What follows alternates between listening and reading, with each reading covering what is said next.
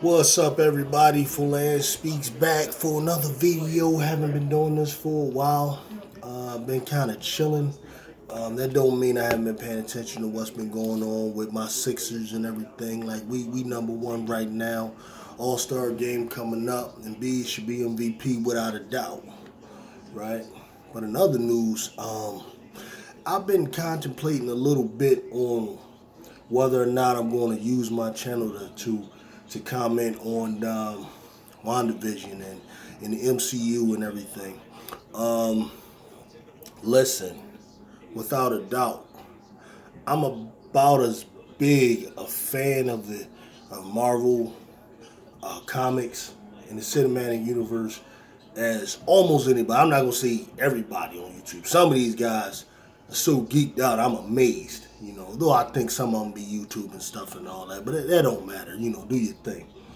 But I'm big. I go back to the 80s, early 80s with mine. So I actually do remember like some of the obscure characters, lesser known characters like the Monica Rambeaus, who back then was the Captain Marvel after they got rid of the original Marvel of the 70s, right? The blonde haired, blue eyed guy, Kree guy. I never understood why he died. I remember, so I had many of his comic books. I had the one where he actually went at it with Thanos, So, but I wasn't alive when that came out. I actually bought that. I used to go grab comic books from the local flea market. Honestly, I got like back then I had easily over 4 or 5 thousand comics. So I'm into that. WandaVision, though, I'm going to be honest with y'all.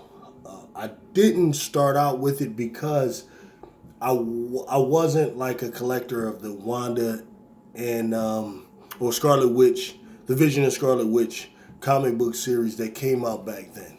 Most of my reading with Vision and Scarlet Witch was through Avengers and West Coast Avengers later. Which was 80s, late 80s, 90s material. So I didn't feel really comfortable dealing, just jumping into it. Though I should have probably did just a reaction to it. But I'm gonna say a few things. Like, listen, number one, I love the series. I do.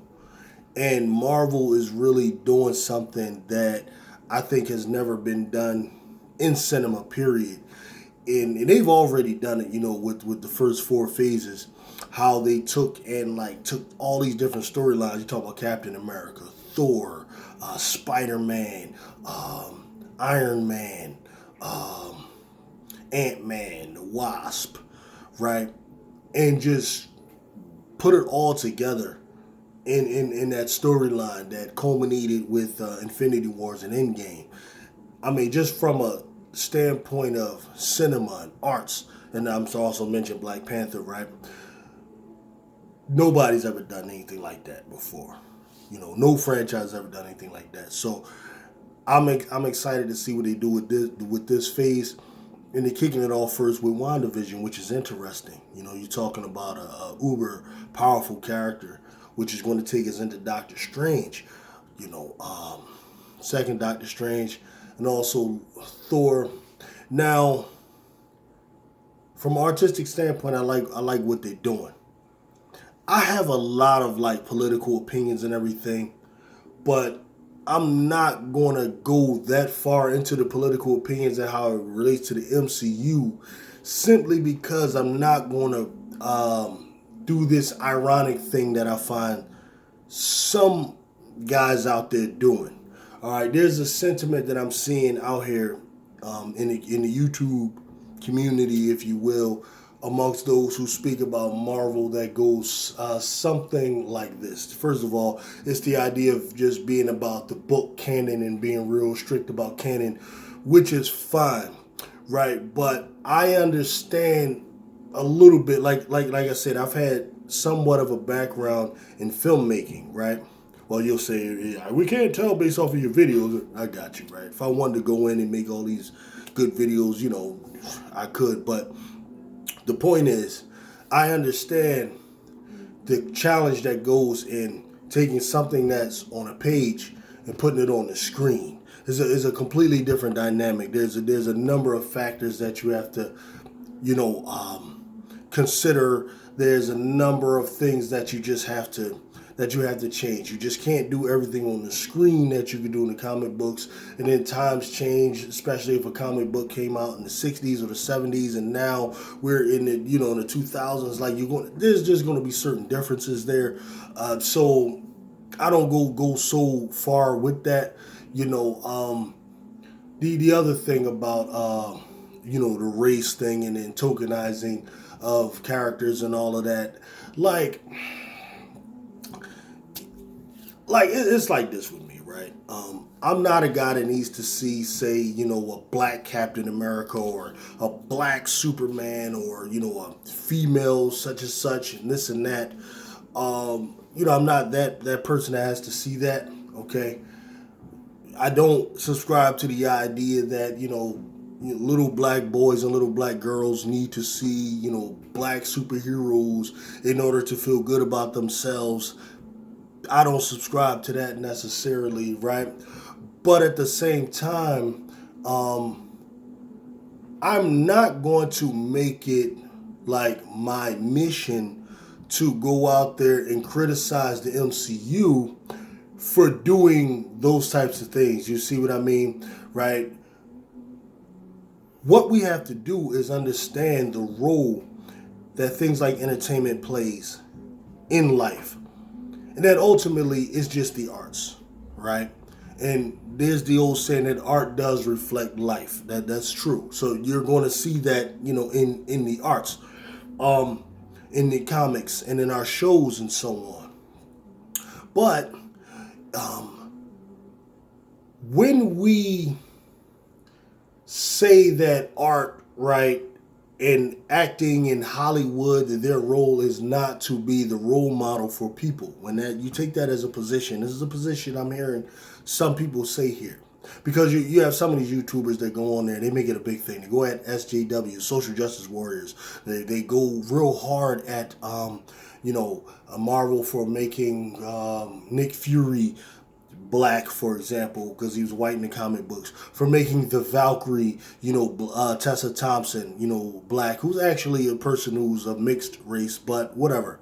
It's just one, there's a couple of guys that go on about that, and they're black themselves. They're black, and they have a problem with, a black Valkyrie and so on.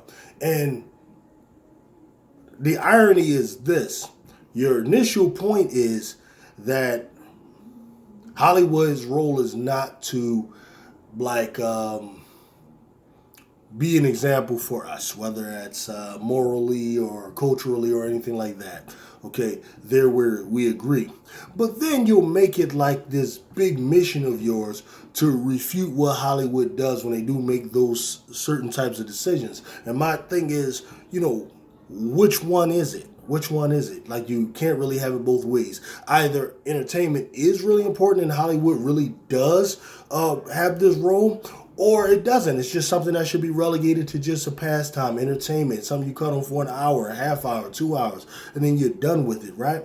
So which one is it, right? For me, in my particular life, what Hollywood does, what happens with Marvel cinema or Marvel comic books, does not play enough of a role in my life to where I care that much, right? To where I'm not going to sit here and just spend the whole day going at Kevin Feige thinking that he has some agenda to push forward women's empowerment, or trying to throw black people a bone by making black characters or white characters turning them black or whatever, right? So I don't have time for that. Now, if that gets you views and this is what you do to make money, cool, right? But what's happening with some of these guys, man, is I think you're going to just put the wrong impression out there, man.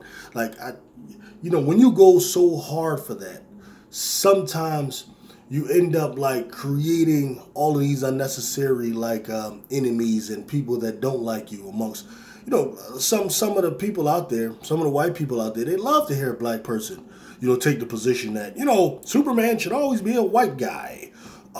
Captain America, definitely always got to be a white guy. And me, like I said, I don't need to see Black Superman. It does nothing for me. I don't need to see any of that, right? And I do agree that you could take the Black Marvel characters and just make movies for them, and you don't have to tokenize and all of that. I agree. With that being said, anyway, I want to talk about a black character on the Wandavision that I'm actually excited to see flesh out what they do with Monica Rambeau, aka Monica Rambeau, aka I don't know if they're going to call her Photon. I don't know if they're going to call her Spectra. I'm assuming they're going to call her Photon simply because they gave her mother, Marie Rambeau, the nickname Photon. So I'm assuming that's like a foreshadowing of that, right?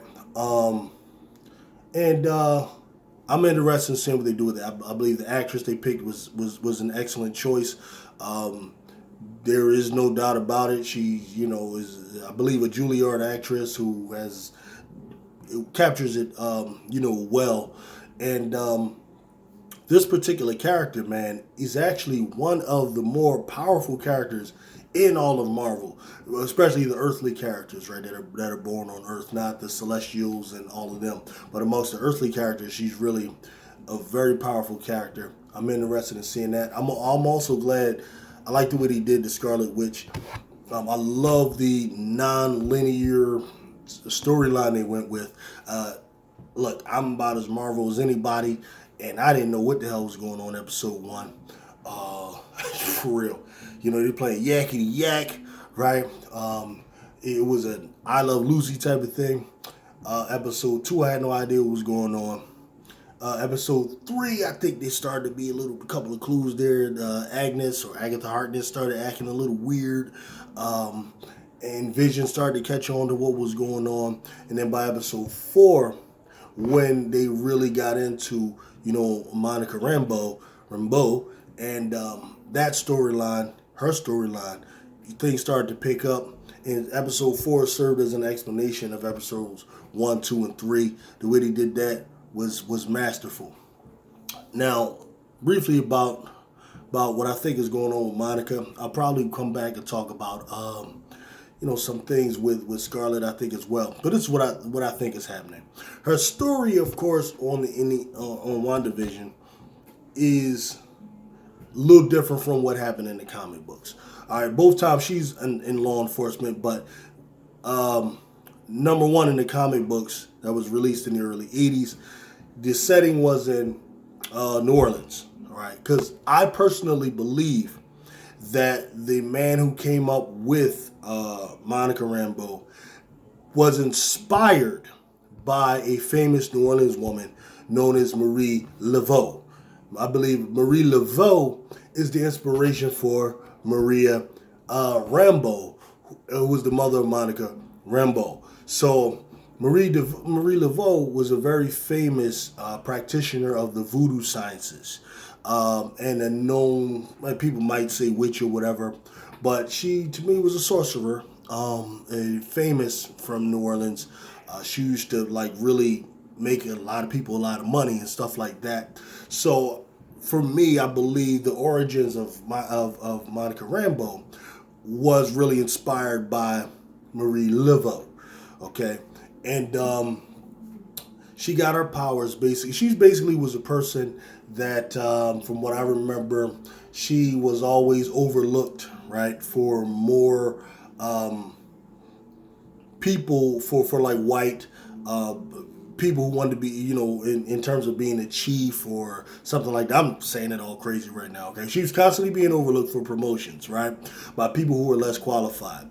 And this was bothering her. What's similar here is what's happening with the chief right now, Sword, where because Monica disappeared for those 3 years as a result of Thanos and the Infinity Stones, where he knocked out half of the population of the galaxy, because she was gone that time, as we saw he is promoted over her. So there's a similarity there. The way she gets her powers is different, but it's through being exposed to radiation.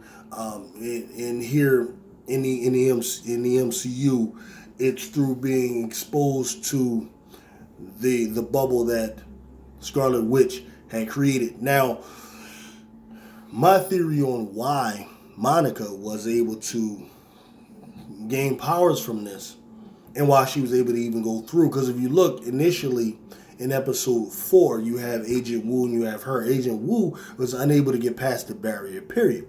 Monica, however, was able to get past the barrier. I believe she was able to get past the barrier because her DNA had already been altered as a result of being, killed by Thanos and brought back. Because we saw in episode 4 where her I guess atoms or whatever parts of the body being brought back together. I believe that there she was already altered at that point. So after that, this gave her the ability to go through the hex initially. Then once that happened, she's in the hex. She's susceptible to Wanda's or Agatha's, but I believe it's Wanda's, magic that wipes or erases her memory and everything, and causes you to play the role that that Wanda has you play. And then when Wanda had blasted her with her, whatever blast she has, whatever it's called, I believe that also altered her DNA.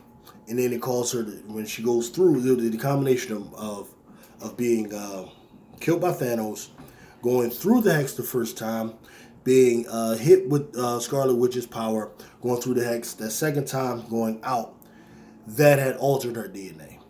So from that point, she started changing. This is where Darcy Lewis, the scientist, tells her, your DNA is changing. She sees it on the that monitor, and then the final thing was when she goes through it again, which would make the third time she goes through the hex, after Wanda actually strengthened it even more. When she goes through, that's when she gets the power. I believe that's why she has power, and I don't believe, like everyone else who went in through the hex, is going to have power. I don't believe Wanda is going to create all the new mutants or anything like that. I hope not. I think that's a bit much to have her do that, even though I think she is an excellent character. That's what I think about that. I can't wait for the episode to drop tomorrow, but tonight around I think 2 a.m. or whatever. This thing is so crazy. Last time I heard last week, Disney crashed, as a result of it, So that's what I got. Get back with you all. I'm out.